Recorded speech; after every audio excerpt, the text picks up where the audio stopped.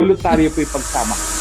Kasi nga masunurin ako. Mga taga-suporta ni Pangulong Bongbong Marcos excited na maaresto ng tuluyan si Attorney Harry Roque. May arrest warrant na at kinansela na ang pasaporte. Pwede na ba siya maaresto sa The Netherlands? Yan ang tanong ng mga sabik na mga taga-suporta ni Pangulong Bongbong Marcos na tila hindi na makapaghintay. Well, bigyan natin ng mas malalim na eksplanasyon. Ngayon sa kasalukuyan, oo, may posibilidad na maaresto si Attorney Harry Roque sa The Netherlands. Pero hindi ito otomatiko o garantiya, depende yon sa ilang kondisyon. Narito ang mga importanteng puntos base sa mga ulat sa ngayon. Ang Department of Justice ng Pilipinas o DOJ ay sinasabing maaring humingi sila ng tulong sa Interpol para ma-execute ang warrant laban kay Attorney Harry Roque. Pero ayon sa DOJ at kinumpirma rin sa ulat, kung si Roque ay may asylum application sa The Netherlands, maaari munang unahin ang asylum review bago maaresto o ma-extradite si Attorney Harry Roque. Ibig sabihin, hindi otomatiko na huhuliin siya agad kahit na may warrant na inilabas dito sa Pilipinas. Lalo na't naka-asylum bid siya, nasa kamay pa rin ng Dutch authorities ng kanilang asylum extradition procedures. Dagdag pa dito, ayon sa ahensya ng Department of Interior and Local Government o DILG, wala pang opisyal na komunikasyon mula sa The Netherlands na nagsasabing aresto na si Roque.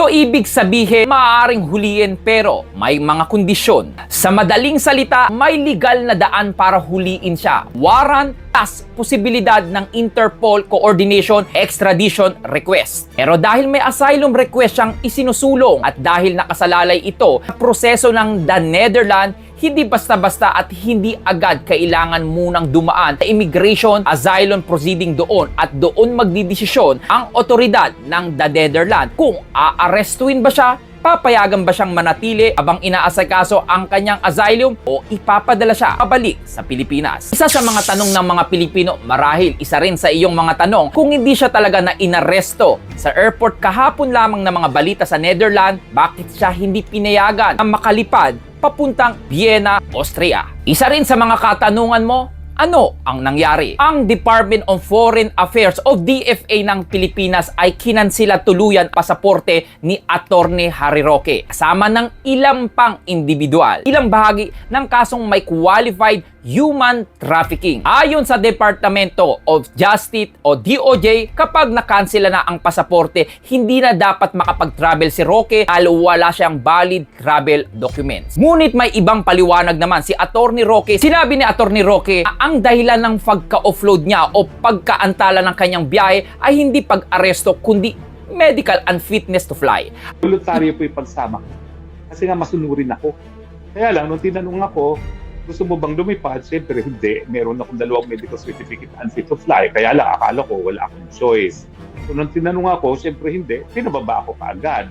So, wala pong arestuhan. Ayon sa kanya, may medical certificate ang mga doktor niya. Nagsasabing unfit to fly ang attorney. Kaya may mga bahagi ng ulat na nagsasabing kaya hindi natuloy ang biyahe ay dahil sa medical dispute. Hindi lang dahil sa cancellation ng kanyang pasaporte. Puntuhin na natin ang mga posibilidad. Isa sa mga dahilan kung bakit hindi natuloy ang pag-alis ni Attorney Harry Roque papuntang Austria ay ang pagkansela ng passport niya. Pero ayon sa kanya, may medical na dahilan para doon. Sa ngayon, may 2 bersyon. Una, passport cancellation travel barred. Hindi siya pwedeng makalabas sa bansang kanyang tinutuluyan ngayon. Pangalawa, may medical grounds hindi siya pwedeng lumipad. Pero tila iba na ang sinisigaw ng mga taga-suporta ngayon ni Pangulong Bongbong Marcos.